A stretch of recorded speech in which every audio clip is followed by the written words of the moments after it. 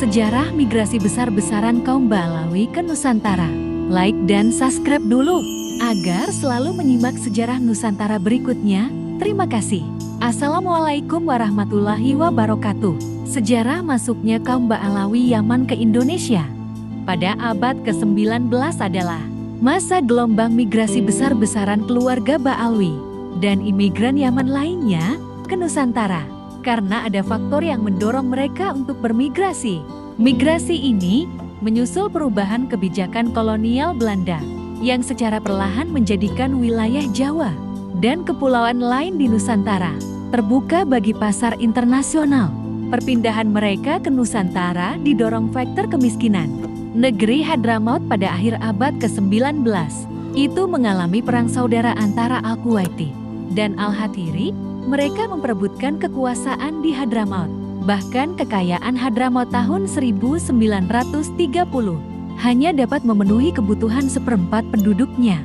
Padahal, penting dicatat, pada tahun itu, 20-30% penduduk Hadramaut tinggal di berbagai negara lautan India.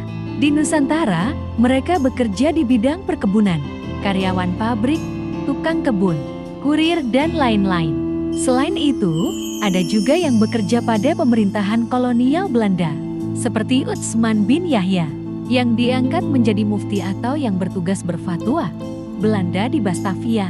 Utsman pula lah yang kemudian mengalami benturan dengan ulama-ulama Banten, yang merupakan murid-murid Syekh Nawawi dan Syekh Abdul Karim. Hal itu dikarenakan fatwa keagamaan Utsman tentang haramnya memberontak kepada Belanda. Dan mereka yang melakukannya dianggap terkena delusi agama. Fatwa itu terkait pemberontakan rakyat Banten pada tahun 1888 Masehi. Seperti di Pulau Jawa, di Aceh juga tidak jauh berbeda. Terjadi pengkhianatan dari oknum Ba'alawi terhadap perjuangan rakyat Aceh dalam melawan Belanda. Bahkan lebih mengenaskan, setelah kemerdekaan Indonesia tahun 1945, keluarga Ba'alawi banyak yang aktif dalam perpolitikan Indonesia. Di antaranya Dien Aidit yang menjadi Ketua Partai Komunis Indonesia atau PKI. Pengakuan bahwa Aidit adalah nama marga dari Yaman diungkapkan oleh anak Aidit, Ilham Aidit. Pengakuan ini bertentangan dengan informasi dari perkumpulan marga Aidit. Aidit kemudian dihukum mati di Boyolali pada 23 November tahun 1965. Karena pengkhianatan kepada negara Indonesia. Selain Aidit, marga Ba'alawi yang menjadi anggota PKI juga adalah Ahmad Sofyan Barokbah.